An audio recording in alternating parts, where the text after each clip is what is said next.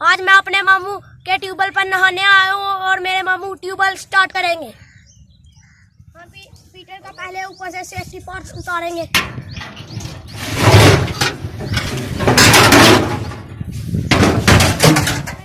तेल डालने लगे हैं।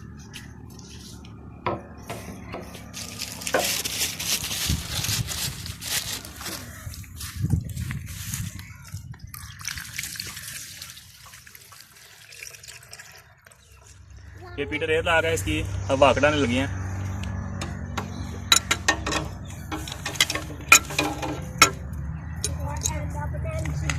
ये बुलबुले नजर आ रहे हैं, ये हवा और हो जाती है इस पाइप में, इस वजह से ये हवा निकालनी पड़ती है।